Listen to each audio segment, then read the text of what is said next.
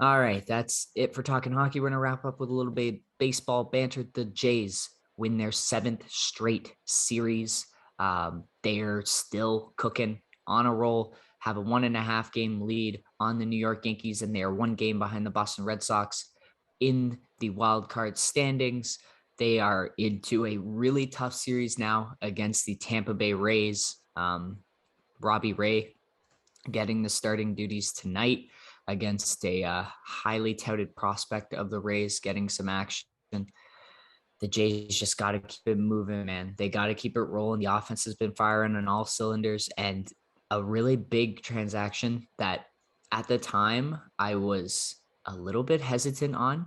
I don't know, Max, if you remember talking to me about this, was Jose Berrios acquired from the Minnesota Twins for the two of the Jays' top prospects I had mentioned at the time.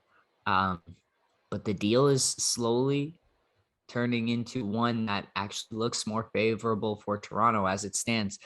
Jose Berrios has been fantastic since arriving with the Jays.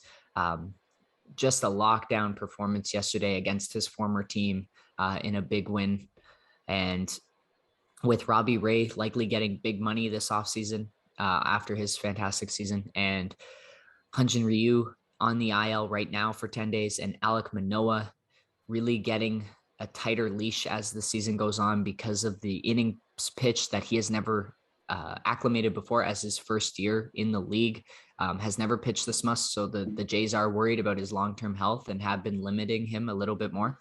Jose Berrios has a pretty defined 1A or even your second best pitcher is really important to have still going full swing right now, as other guys are either limited or injured or maybe have one off game.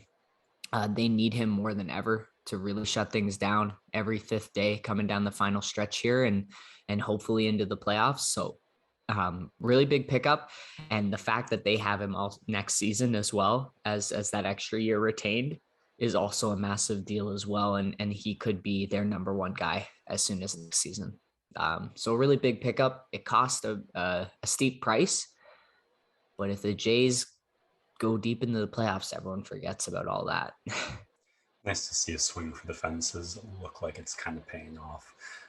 So far, so good. So far, so good. When was this trade? I don't remember you talking about it at all. It was at the MLB trade deadline. Okay. In the middle of July, so a while ago. But essentially, the Jays gave up kind of, if Bruno Caboclo, like, remember when we drafted Bruno Caboclo, the Raptors, and everyone was super okay. It's like them trading away Scotty Barnes and Delano Ben for like Bradley Beal. It's kind of like that in basketball terms, where you're giving up big pieces of your future, probably a more valuable prospect than Delano Benton.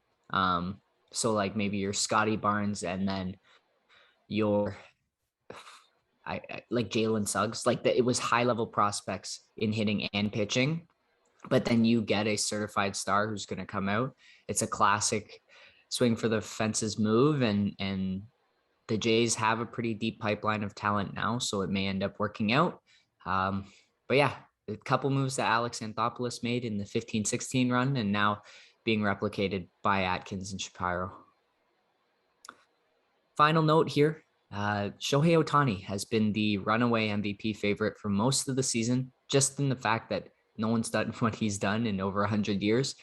But Vladimir Guerrero Jr., man, he has been an inferno in the month of September and late August. And I think he actually, quite frankly, has snuck into the lead of the MVP at this point with what he's been doing. He now leads the league in home runs, in total bases, in slugging percentage, on base plus slugging percentage, all the offensive statistics. He's just knocking it out of the park. And with Ohtani having a little bit of injury trouble and his scuffling a little bit at the plate as of late, Vladdy is right in that position.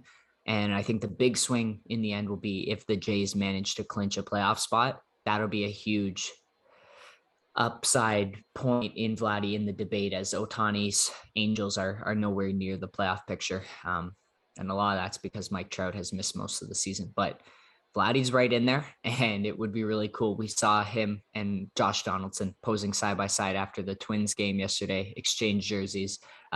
He was the last MVP that the Blue Jays had, so could be a special moment, and it's definitely been a season to remember for Vladdy. He's now 3 home runs away from 50 on the season, which would be quite the impressive total. I believe Jose Bautista had 56 back in 2013, and that is the mark that you'd love Vladdy to chase and get to as well. So shout out to Vladdy Guerrero Jr., man. What a turnaround. His first 2 seasons, people were a little bit hesitant, and now he has turned into the guy everyone thought he would become when he was tearing it up in the minors. Really excited to see that happen. And yeah, Blue Jays baseball, full swing, baby. Cannot wait to see what it comes down to at the end. These games are going to be really, really fun as things come down to the wire. And that's it for me for this one.